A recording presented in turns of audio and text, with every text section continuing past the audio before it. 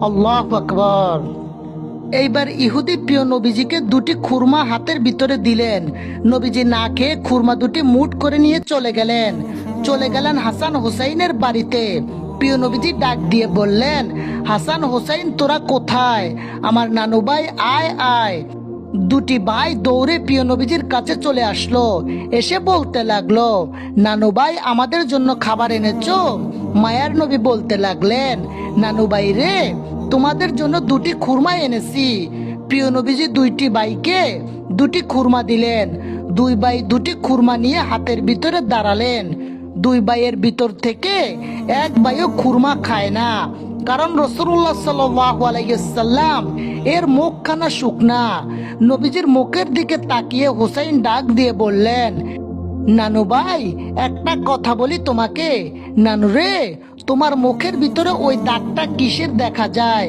হাসান বলে, নানু রে, তোমার মুখের ভিতরে কিসের দাগ দেখা যায়? হাসান হোসেন দুজনে মিলে জিজ্ঞাসা করে আমার নবীকে।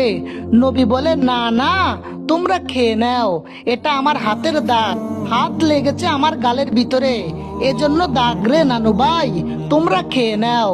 হুসাইন বলে, নানু ভাই কিসের জন্য দাগ হয়েছে বলো? নবীজি বলতে লাগলো, মশার জন্য দাগ হয়েছে, মশা মারতেছিলাম তাই দাগ হয়েছে। হুসাইন বলে, নানু ভাই তুমি আমাদেরকে মিথ্যা বলতেছো।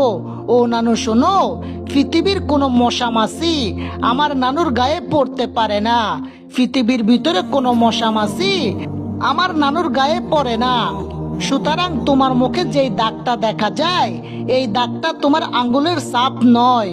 ও নানু ভাই, এই দাগটা কোনো বেঈমান মুনাফিকের তোমার মুখের ভিতরে লাগিয়েছে রে নানু। নানু রে বলো, এই দাগটি তোমারে কে লাগিয়েছে?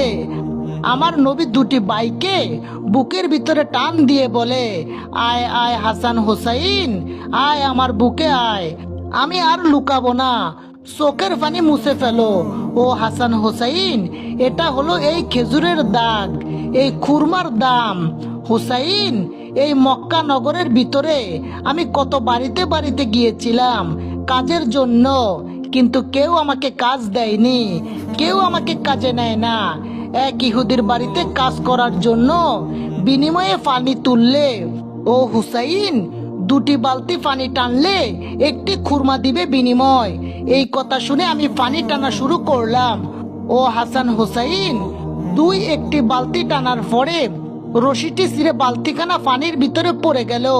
ইহুদি আমাকে এত জোরে একটি থাপ্পড় মেরেছে, আমার মুখের ভিতরে দাগ